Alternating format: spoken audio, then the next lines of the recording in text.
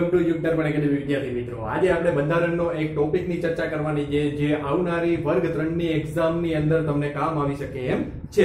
હવે તમને એક રિક્વેસ્ટ કરવાની છે કે આ જો વિડિયો તમને ગમતો હોય તો લાસ્ટની અંદર છે ને YouTube ની નીચે છે ને એક શેરની નિશાની આવી ગયેલી છે. તો આ વિડિયો છે તમારા ગ્રુપની અંદર, તમારા મિત્રોની અંદર છે અચૂક રીતે જે તમે શેર કરજો. એટલે કે જેટલા લોકો વિદ્યાર્થીઓ તૈયારી કરે છે ને, બરોબર, એ તૈયારી કરતા વિદ્યાર્થીઓને આ વિડિયો શું આવે તો કે કામ આવી શકે.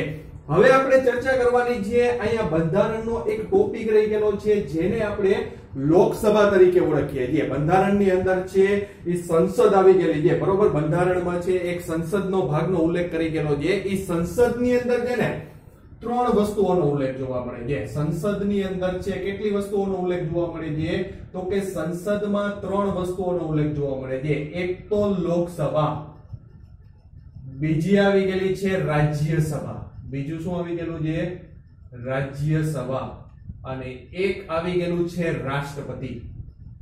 બરોબર. તમને પૂછે કે ભાઈ સંસદ છે એ કેટલી વસ્તુઓથી બને, તો સંસદ હંમેશા છે ને 3 વસ્તુઓથી બને. એક તો લોકસભાથી બને, એક તો રાજ્યસભાથી બને, અને એક બને છે રાષ્ટ્રપતિથી. અને આજે આપણે જે વાત કરવાની છે ને એ ખાલી લોકસભાની વાત કરવાની છે. કોની વાત કરવાની છે? લોકસભા વિશે વાત કરવાની છે. હવે તમને ક્યારેક એવું એક્ઝામ્પલ પૂછશે કે ભાઈ સંસદ છે એના માટેનો છે આર્ટિકલ કયો છે? સંસદ જે આવી ગયેલી છે ને એના માટેનો આર્ટિકલ કયો છે? તો એના માટેનો આર્ટિકલ છે 79. બરોબર. સંસદ માટેનો આર્ટિકલ કયો છે? તો સંસદ માટેનો આર્ટિકલ છે 79. એવી રીતે છે રાજ્યસભાનો આર્ટિકલ કયો છે? જે રાજ્યસભા આવી ગયેલી છે એના માટેનો આર્ટિકલ કયો છે? તો રાજ્યસભાનો આર્ટિકલ આવી ગયેલો છે 80. કેટલો આવી ગયેલો છે રાજ્યસભાનો આર્ટિકલ? તો કે 80. અને લોકસભા માટે જેની આપણે ચર્ચા કરવાની છે એ લોકસભા માટેનો આર્ટિકલ કયો આવી ગયેલો છે? તો કે લોકસભા માટેનો આર્ટિકલ આવી ગયેલો છે 81. કમ્પ્લીટ. બરોબર. તો સંસદ માટેનો આર્ટિકલ છે 79, રાજ્યસભા માટે છે 80 અને લોકસભા માટે 81. બરોબર. તો સંસદ છે એના 3 ગૃહ છે, સંસદના 2 ગૃહ આવી ગયેલા છે અને એક અભિન્ન અંગ આવી ગયેલું છે જેને આપણે રાષ્ટ્રપતિ તરીકે ઓળખીએ છીએ.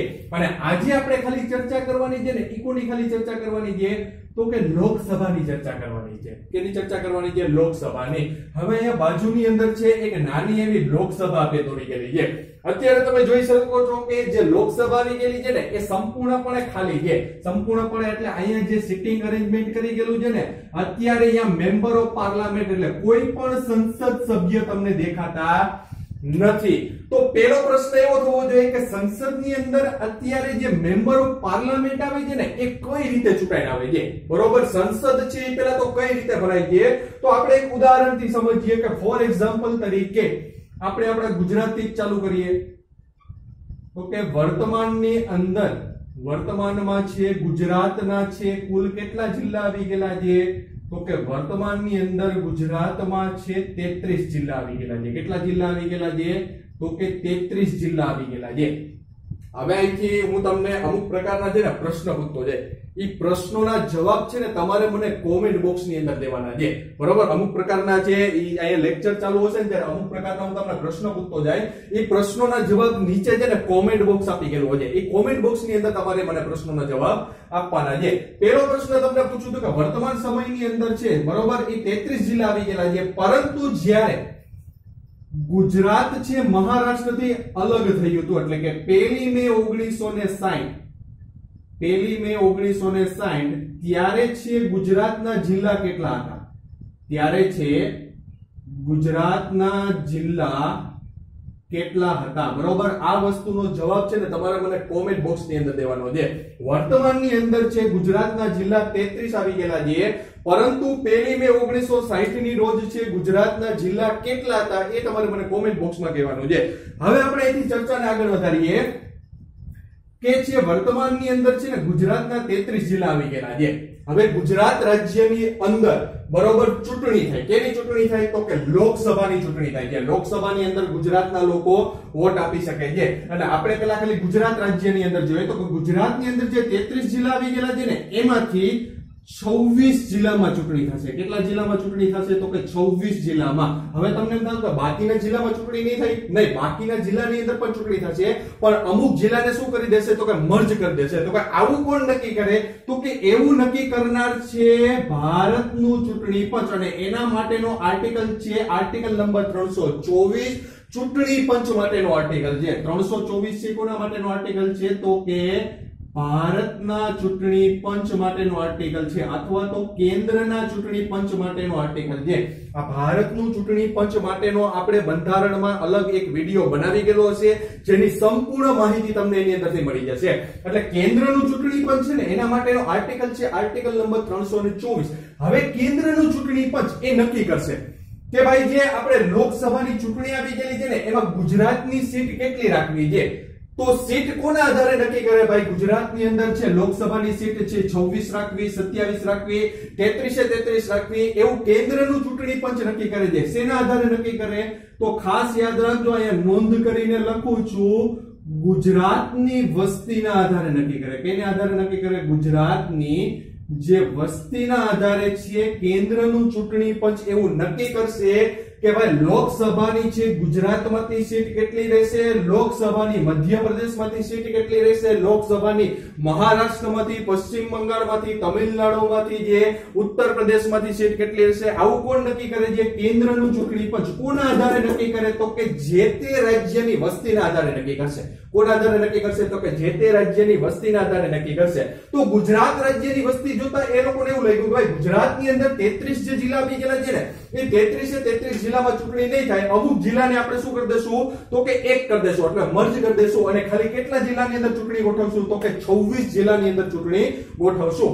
હવે છે ગુજરાતના 26 જિલ્લાની અંદર ચૂંટણી થાય, બરોબર? તો ગુજરાતના જે 26 જિલ્લામાં ચૂંટણી થાય, તો એની અંદર એક પાર્ટીનો એક વ્યક્તિ ઊભી શકે, બરોબર? કોઈ પણ પાર્ટીનો છે એક વ્યક્તિ છે એ ઉમેદવારી તરીકે ઊભી શકે. માની લો કે છે કોઈ જુનાગઢ જિલ્લો આવી ગયેલો છે, કોઈ એક જિલ્લાની આપણે વાત કરીએ, જુનાગઢ જિલ્લો આવી ગયેલો છે, તો જુનાગઢમાંથી છે બીજેપી નો પણ સભ્ય ઉભો હોય, કોંગ્રેસનો પણ સભ્ય ઉભો હોય, અથવા તો છે અપક્ષનો પણ સભ્ય ઉભો હોય, અથવા તો કોઈ અન્ય પાર્ટી, આપ પાર્ટી આવી ગયેલી હોય, કદાચ આવવા દે તો ગુજરાતની અંદર, તો એનો પણ સભ્ય ઉભરી ગયેલો હોય છે. તો બીજેપી છે, કોંગ્રેસ છે, અપક્ષ છે ને આપ છે, આ બધા સભ્યો ઉભો હોય છે. પરંતુ એક જ જિલ્લામાંથી જીતશે કેટલા વ્યક્તિ? તો કે કોઈ પણ એક જ વ્યક્તિ જીતશે, બરોબર? એક જ વ્યક્તિ જીતશે. એટલે ગુજરાતની અંદર છે ભારતનું ચૂંટણી પંચ. જો ગુજરાતનું ચૂંટણી પંચની વાત કરતો, રાજ્યના ચૂંટણી પંચની વાત કરતો, તો વડાપ્રધાન માટેની જે ચૂંટણી હોય છે ને, બરોબર, જે ગુજરાતમાંથી એનું મતદાન થતું હોય, એની ચૂંટણી હંમેશા કોણ કરાવે? તો કે કેન્દ્રનું ચૂંટણી પંચ. એટલે ખાસ કરીને છે ચૂંટણી પંચનો વિડિયો બનાવી ગયેલો હશે,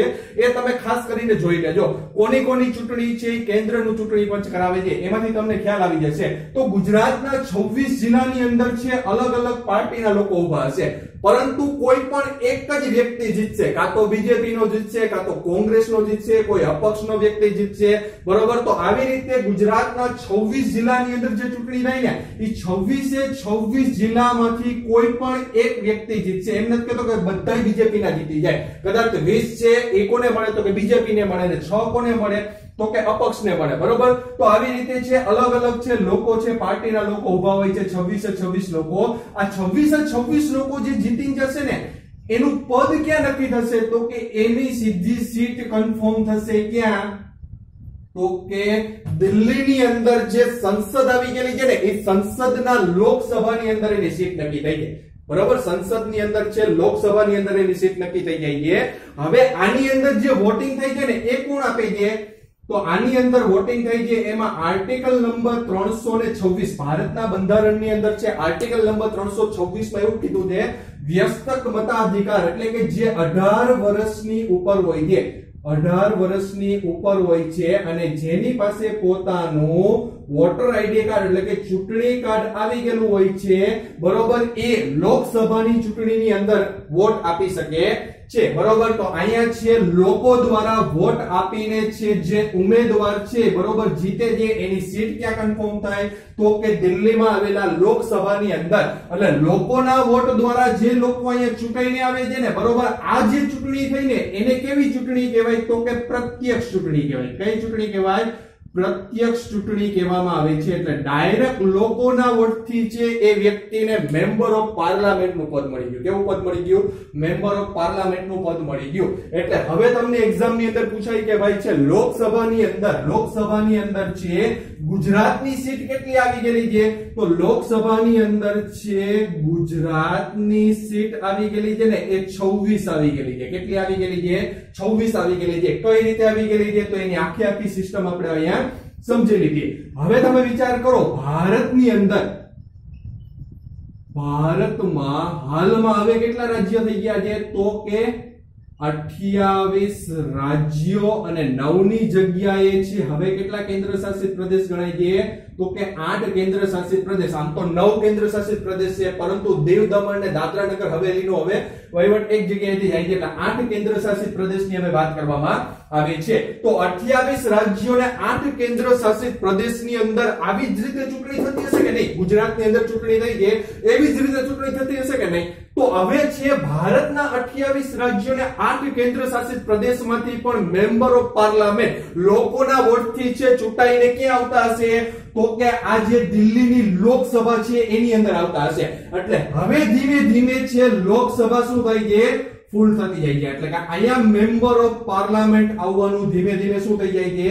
ચાલુ થઈ જાય છે. અત્યાર સુધી જે લોકસભા ખાલી હતી ને એ લોકસભા ધીમે ધીમે પૂરા થઈ જાય છે. ગુજરાતની 26 સીટ આવી ગઈ છે અને આગળ જતા અન્ય રાજ્યોમાંથી પણ લોકો આવતા જશે. એટલે અહીંયા ધીમે ધીમે લોકસભા શું થઈ ગઈ?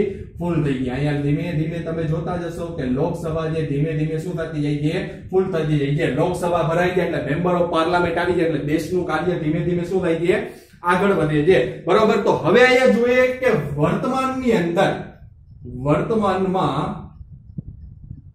વર્તમાનમાં લોકસભાની વધુમાં વધુ સીટ કેટલી છે? વધુમાં વધુ સીટ કેટલી છે? આવું ઘણી વખત એક્ઝામ ની અંદર પૂછાય ને. ક્લાસ 3 ની અંદર તો બહુ પૂછાય. બરોબર કે વર્તમાનની અંદર છે ને લોકસભાની સીટ ટોટલ કેટલી રાખવામાં આવી ગયેલી છે? તો વર્તમાનની અંદર છે લોકસભાની કુલ સીટ રાખી છે 552. કેટલી રાખી ગયેલી છે? 552 રાખી ગયેલી છે. પરંતુ વર્તમાનની અંદર છે વર્તમાનમાં લોકસભાની સીટ કેટલી આવી ગયેલી છે? લોકસભાની સીટ કેટલી આવી ગયેલી છે? એટલે કે હાલમાં એમપી કેટલા બેસે છે? બરોબર. આ 552 તો છે પણ પૂરેપૂરી 552 છે એ મેમ્બર ઓફ પાર્લામેન્ટ નો હોય. બરોબર. તો વર્તમાનની અંદર લોકસભાની સીટ કેટલી છે? તો કે 545 છે. કેટલી છે? 545 મેમ્બર ઓફ પાર્લામેન્ટ અહીંયા બેઠા હોય છે. હવે એમાંથી પણ પાછા ભાગ પડે છે કે એની અંદર 545 માંથી છે ને 543 કેવા હોય છે? તો કે ચૂંટાયેલા હોય છે. 543 કેવા હોય છે? તો કે એની અંદર ચૂંટાયેલા હોય છે. અને બાકીના બે 545 માંથી 543 એટલે કેટલા વધ્યા હોય? તો કે 2 વધ્યા હોય. આ બે કોણ હોય છે? તો કે એંગ્લો ઇન્ડિયન હોય છે. બે કોણ હોય છે? તો કે એંગ્લો ઇન્ડિયન જેને કહેવામાં આવે છે. હવે તમને પ્રશ્ન થાય કે એંગ્લો ઇન્ડિયન એટલે શું? તો કે એંગ્લો ઇન્ડિયન ની વ્યાખ્યા સાંભળજો કે જેના પિતા વિદેશ હોય. બરોબર. જેના પિતા છે એ વિદેશી હોય ને માતા કેવી હોય? તો કે ભારતીય. જેના પિતા છે બરોબર એ કેવા હોય છે? તો કે વિદેશી ને ખાસ કરીને બ્રિટન. બરોબર. અને માતા કેવી હોય છે? તો કે ભારતીય હોય છે. બરોબર. આનો જે પુત્ર હોય છે બરોબર જે ભારતની અંદર રહેતા હોય છે એને કયા નામે ઓળખવામાં આવે છે? તો કે એંગ્લો ઇન્ડિયન ના નામે ઓળખવામાં આવે છે. હવે એંગ્લો ઇન્ડિયન નું છે પ્રતિનિધિત્વ કરવા માટે જે લોકો છે લોકસભામાં બેઠા હોય છે ને બરોબર એની 2 સીટ અત્યારે રાખી ગયેલી છે. લોકસભામાં કેટલી સીટ રાખી ગયેલી છે? 2 સીટ રાખી ગયેલી છે. તો એંગ્લો ઇન્ડિયન છે એ કેટલા હોય છે લોકસભાની અંદર? તો કે 2 એંગ્લો ઇન્ડિયન હોય છે. જો હોય તો એની નિમણૂક થાય, ન હોય તો એની કઈ નિમણૂક થતી નથી. તો એંગ્લો ઇન્ડિયન કોને કહેવાય? ખ્યાલ આવી ગયો. પિતા છે એ વિદેશી ખાસ કરીને બ્રિટન અને માતા છે ભારતીય. એનો જે પુત્ર હોય એને શું કહેવાય છે? એંગ્લો ઇન્ડિયન તરીકે ઓળખાય છે. તો લોકસભાની અંદર ચૂંટાયેલા સભ્યો કેટલા આવ્યા? તો કે ચૂંટાયેલા સભ્યો છે 543 આવે છે. 2 એંગ્લો ઇન્ડિયન ની ક્યારે ચૂંટણી થતી નથી. 2 એંગ્લો ઇન્ડિયન આવી ગયેલા છે એની ક્યારે ચૂંટણી થતી નથી. તો કે ભાઈ એંગ્લો ઇન્ડિયન ની નિમણૂક કોણ કરશે? તો કે ભારતના બંધારણની અંદર આર્ટિકલ નંબર 331 ભારતના બંધારણની અંદર આર્ટિકલ નંબર 331 માં એવું લખી ગયેલું છે કે ભાઈ એંગ્લો ઇન્ડિયનની નિમણૂક છે કોના દ્વારા કરવામાં આવશે તો કે રાષ્ટ્રપતિ દ્વારા કરવામાં આવશે. એંગ્લો ઇન્ડિયનની નિમણૂક કોના દ્વારા કરવામાં આવશે? રાષ્ટ્રપતિ દ્વારા કરવામાં આવશે. આ રાષ્ટ્રપતિ દ્વારા જે બે એંગ્લો ઇન્ડિયનની નિમણૂક લોકસભાની અંદર થાય છે બરોબર, એનો માટેનો આર્ટિકલ કયો છે તો ખાસ IMP આર્ટિકલ નંબર 331 હોય છે. કયો આર્ટિકલ હોય છે? આર્ટિકલ નંબર 331 બરોબર. હવે છે એક સુધારો આવી ગયેલો હતો, જે સુધારો છે 95મો બંધારણીય સુધારો બરોબર, 95મો બંધારણીય સુધારો. હવે તમારે મને કોમેન્ટમાં એ કહેવાનું કે 95મો બંધારણીય સુધારો છે એ કયા વર્ષમાં થયો, તો એ તમારે મને કોમેન્ટ બોક્સની અંદર કહેવાનું છે.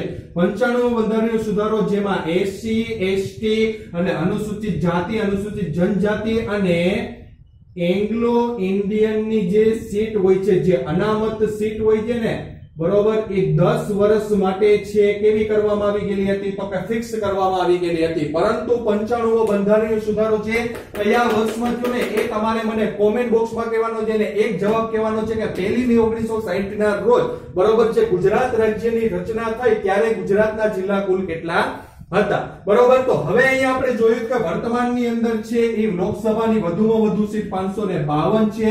ચૂંટાયેલા લોકસભામાં સભ્યો કેટલા બેઠા? 543 બેઠા, એમાંથી બે કેવા છે? એંગ્લો ને ઇન્ડિયન બરોબર. હવે અહીંથી આગળ જોઈએ તો અહીંથી પાછા બે ભાગ પડશે, અહીંથી ફરી પાછા બે ભાગ પડશે. 530 છે ને એ રાજ્યોમાંથી ચૂંટાઈને આવશે. 530 છે એ મેમ્બર ઓફ પાર્લામેન્ટ ક્યાંથી ચૂંટાઈને આવશે તો કે 28 જે રાજ્યો છે ને ભારતની અંદર એમાંથી ચૂંટાઈને આવે છે. જૂની બુકની અંદર 29 લખી ગયેલા છે, પરંતુ હવે આપણે 28 ના યાદ રાખવાના છે.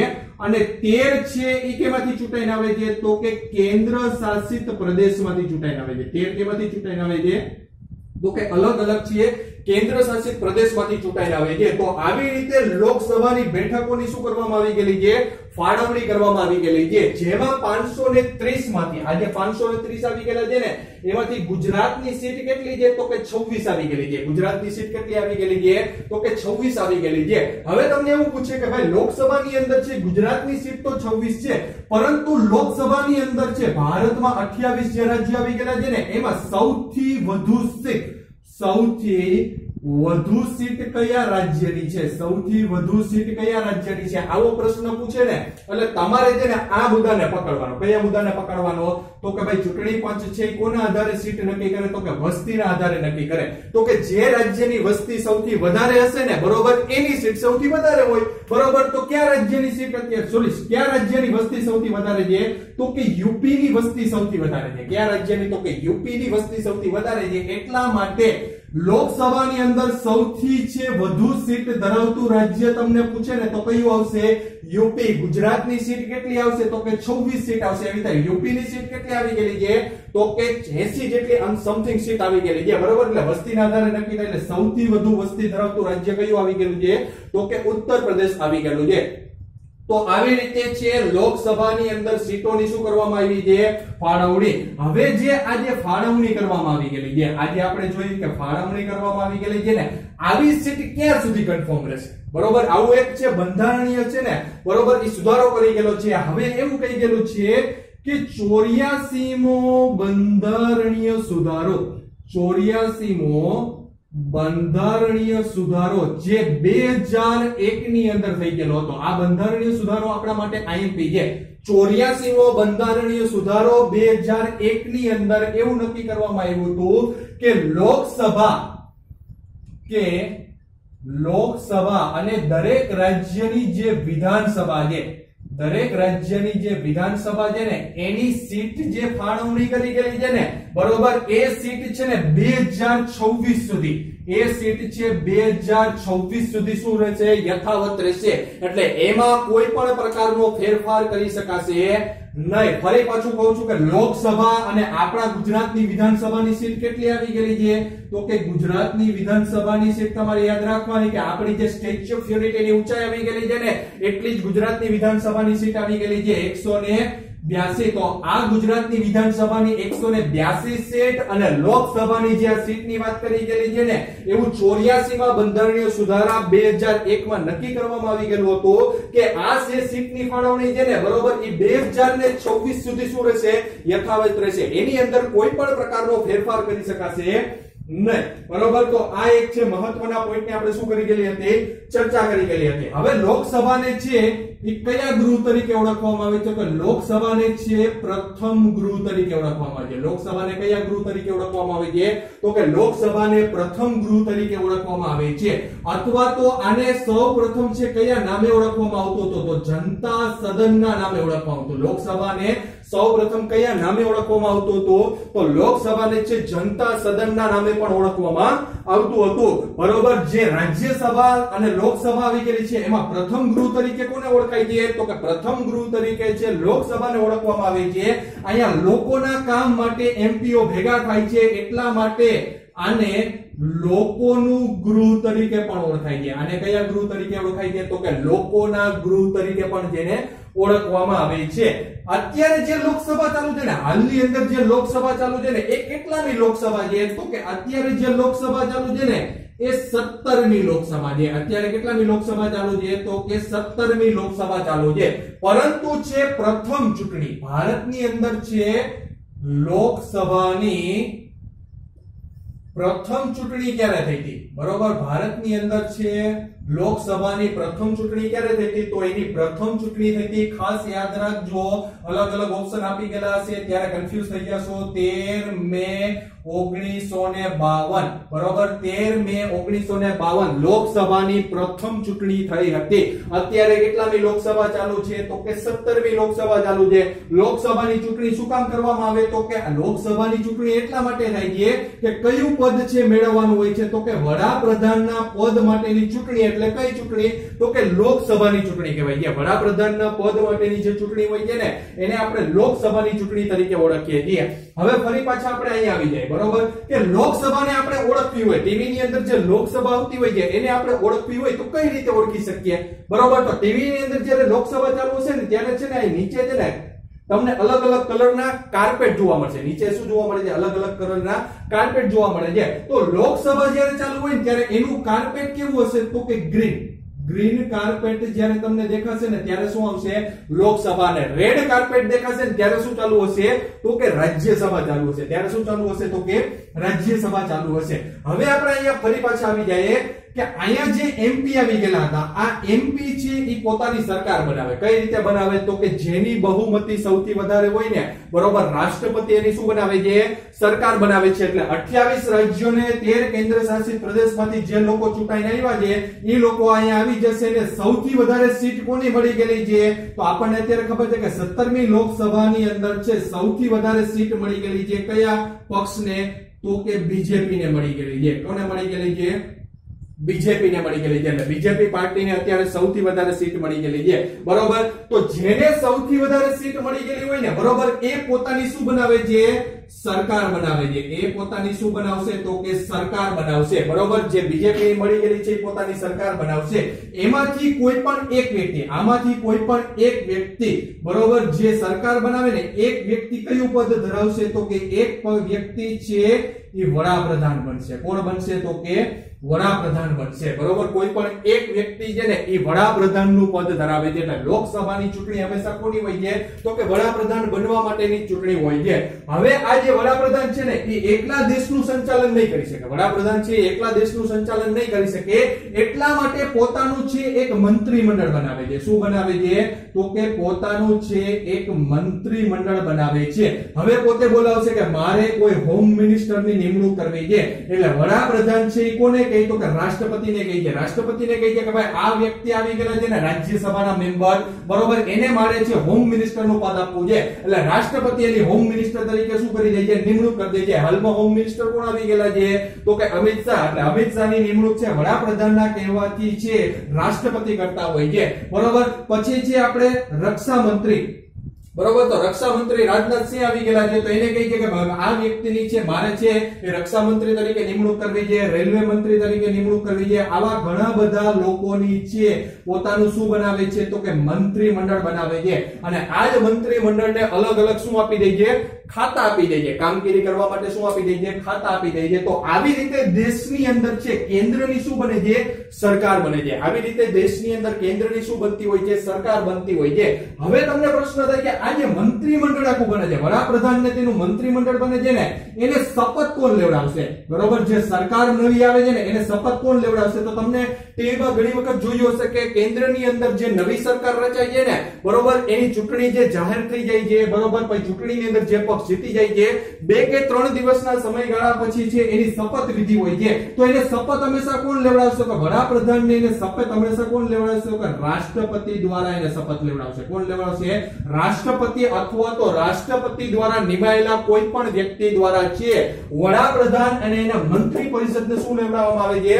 શપથ લેવડાવવામાં આવી છે. હવે અહીંથી આગળ જોઈએ, તમને એવો પ્રશ્ન થાય કે લોકસભાની અંદર છે વડાપ્રધાનને ખાલી મંત્રીમંડળને શપથ લેવડાવે, તો બાકીના જે મેમ્બર ઓફ પાર્લામેન્ટ છે એને કોણ શપથ લેવડાવશે?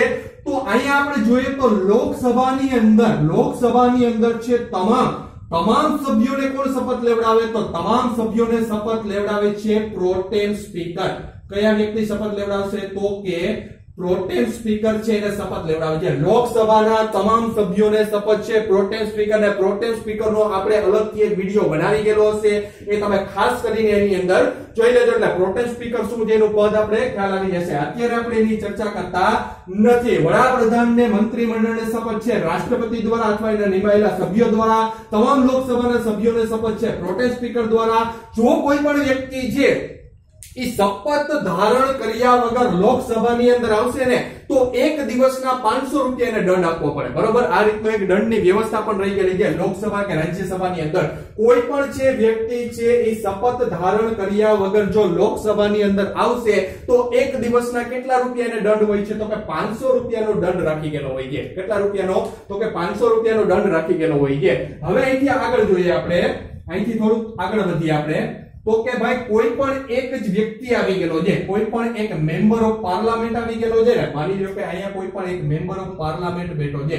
બરોબર. આ મેમ્બર ઓફ પાર્લામેન્ટને પોતાનું રાજીનામું આપવું છે. આ મેમ્બર ઓફ પાર્લામેન્ટને શું આપવું છે? તો કે મારે હવે છે ને એ એમપી ના પદ ઉપર રહેવું નથી, તો શું આપવું પડે? એને રાજીનામું આપવું પડે. તો લોકસભાનો કોઈ પણ મેમ્બર ઓફ પાર્લામેન્ટ રાજીનામું આપવા કોને જાય? તો એ રાજીનામું આપવા પોતાના ગૃહના અધ્યક્ષ પાસે જાય. કોની પાસે જાય છે? ગૃહના અધ્યક્ષ પાસે જાય છે. એટલે રાજ્યસભાનો જો મેમ્બર હોય ને તો એ પોતાના ગૃહના છે અધ્યક્ષને રાજીનામું આપે છે. લોકસભાનો મેમ્બર હોય તો કોને રાજીનામું આપશે? તો કે પોતાના ગૃહના અધ્યક્ષને રાજીનામું આપશે. પરંતુ આ રાજીનામું લઈને ભાઈ ગયા આ વ્યક્તિ, કોઈ પણ એક જે વ્યક્તિ હતા ને એ રાજીનામું લઈ ગયા, પરંતુ લોકસભાના સભ્યો અધ્યક્ષ છે અત્યારે હાજર નથી, એટલે એનું રાજીનામું લેતા નથી, કે કહેશે કે ભાઈ કાલ આવજો, પરમ દિવસે આવજો. જ્યાં સુધી છે ને લોકસભાનો અધ્યક્ષ કોઈ પણ મેમ્બર ઓફ પાર્લામેન્ટનું રાજીનામું સ્વીકારશે નહીં ને ત્યાં સુધી એનું રાજીનામું ગણાશે નહીં. ખાસ મગજની અંદર આ વસ્તુ ફિટ કરી લેજો.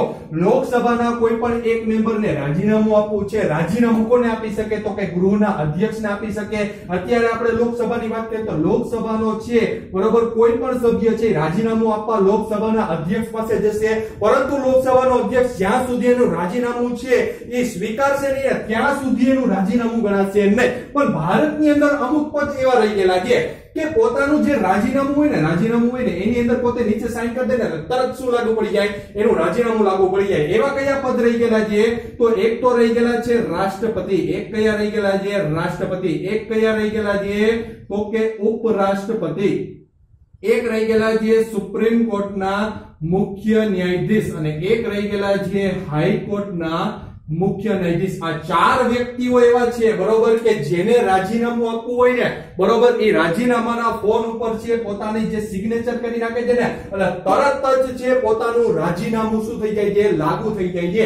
પરંતુ લોકસભા અને રાજ્યસભાનો મેમ્બર છે એ રાજીનામું આપવા પોતાના ગૃહના અધ્યક્ષ પાસે જાય છે, પરંતુ ગૃહનો અધ્યક્ષ જ્યાં સુધી રાજીનામું સ્વીકારતો નથી, બરોબર, ત્યાં સુધી છે એનું રાજીનામું ગણાતું નથી. પણ આ બાબત પણ એક છે બગડની અંદર છે ફિટ કરવા જેવી બાબત રહી ગયેલી છે. હવે સંસદ સભ્યો જે આવી ગયેલા છે ને એનો વિશેષ એક અધિકાર આપી ગયેલો છે, જે આર્ટિકલ નંબર 105 ની અંદર દર્શાવી ગયેલો છે. સંસદ સભ્યનો વિશેષ અધિકાર છે દર્શાવી ગયેલો છે, તો કે આર્ટિકલ નંબર છે 105 ની અંદર દર્શાવી ગયેલો છે. શું દર્શાવી ગયેલો છે? તો કે સંસદ સભ્ય ઉપર જ્યારે કોઈ પણ પ્રકારનો કેસ થાય, દીવાની અથવા ફોજદારી કેસ થઈ ગયેલો હોય, તો એની ધરપકડ કઈ રીતે થાય, બરોબર. સંસદ સભ્યને કેવો વિશેષ અધિકાર આપી ગયેલો છે? માની લો કે આપણા કોઈ સામાન્ય પબ્લિક ઉપર છે, બરોબર, સામાન્ય પબ્લિક ઉપર કોઈ કેસ કરે અથવા દીવાની અથવા ફોજદારી કોઈ પણ કેસ કરે, તો પોલીસ આપણી ઘરેથી આવીને આપણી શું કરી જાય છે? ધરપકડ. એવી રીતે એમપી એટલે મેમ્બર ઓફ પાર્લામેન્ટ જે આવી ગયેલા હોય છે ને એની આ રીતના ક્યારેય ધરપકડ થતી નથી. તો કઈ રીતે થાય છે? તો સૌપ્રથમ તો આ લોકોનો વિશેષ અધિકાર છે ને આર્ટિકલ નંબર 105 ની અંદર વાત કરી ગયેલી છે કે કોઈ પણ સંસદ સભ્યો આવી ગયેલા હોય છે, કોઈ પણ એટલે રાજ્યસભા અથવા લોકસભાનો કોઈ પણ છે એ સંસદ સભ્ય આવી ગયેલા હોય છે ને, બરોબર, એની ક્યારેય સંસદના છે અથવા તો પાર્લામેન્ટની અંદર જે આખું ગ્રાઉન્ડ આવી ગયેલું હોય છે ને, પાર્લામેન્ટનું આખું જે સંસદ ભવન આવી ગયેલું હોય છે ને, એના ક્યારેય કેમ્પસમાંથી તો એની ક્યારેય ધરપકડ થતી નથી. આવો વિશેષ અધિકાર કોનો આપી ગયેલો છે? તો કે સંસદ સભ્યોનો, એટલે કે લોકસભા અને રાજ્યસભા મેમ્બર ઓફ પાર્લામેન્ટનો આવો એક વિશેષ અધિકાર છે કે એના ઉપર દીવાની કેસ અથવા તો ફોજદારી કેસ જ્યાં લાગુ પડી જાય છે, તો ક્યારે એના સંસદ એટલે કે પાર્લામેન્ટ આવી ગયેલું છે ને એના કેમ્પસમાંથી એની ક્યારે પહેલા તો ધરપકડ થતી નથી. બીજી વાત તમારે યાદ રાખવાની છે કે સંસદના સત્રના આગળના અને પાછળના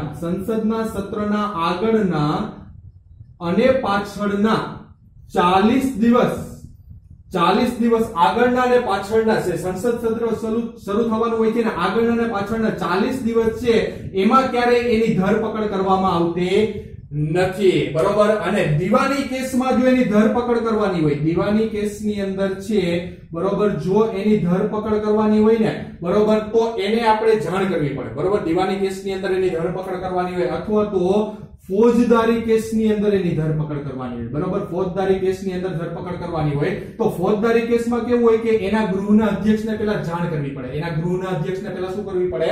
જાણ કરવી પડે, તો જ ફોજદારી કેસની અંદર એની શું કરી શકો? ધરપકડ કરી શકો. તો આવા વિશેષ અધિકાર છે કોને મળી ગયેલા છે? તો કે સંસદ સભ્યને મળી ગયેલા છે. પરંતુ એક વિશેષ અધિકાર જે મેમ્બર ઓફ પાર્લામેન્ટ નથી ને એને પણ મળી ગયેલો છે. કયો?